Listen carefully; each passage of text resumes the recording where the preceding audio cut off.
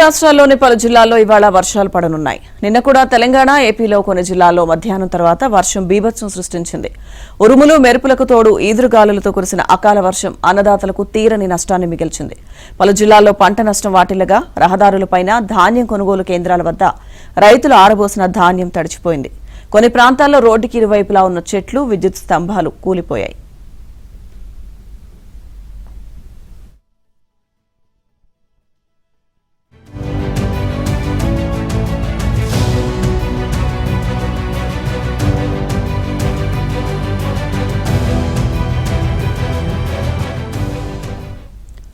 సిద్దిపేట, సంగారెడ్డి, మెదక్, కామారెడ్డి, కరీంనగర్, జగిత్యాల తదితర జిల్లాల రైతులను అకాల వర్షం దెబ్బతీసింది.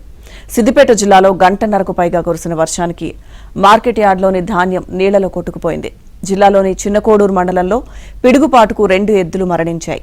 అలాగే సిద్దిపేట జిల్లా కొండపాక మండలం దుద్దెడ శివార్లో ఉన్న టోల్ ప్లాజా పైకప్పు రేకులు ఈదురుగాలుల దెబ్బకు కూలి 4 కౌంటర్లు ధ్వంసమయ్యాయి. దీంతో దాదాపు గంట సేపు వాహన రాకపోకలకు అంతరాయం ఏర్పడింది.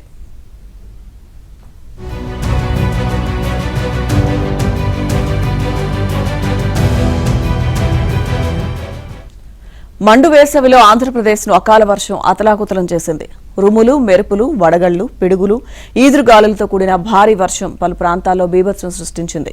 పిడుగులు పడి 6, గాలివాన ధాటికి చెట్టు కూలి ఓ బాలుడు, విద్యుదాఘాతంతో మరొకరు మరణించారు. పెనుగాలులు, భారీ వర్షానికి వేలాది ఎకరాల్లో మామిడి, వరి, బొప్పాయి, మొక్కజొన్న, అరటి పంటలు దెబ్బతిన్నాయి.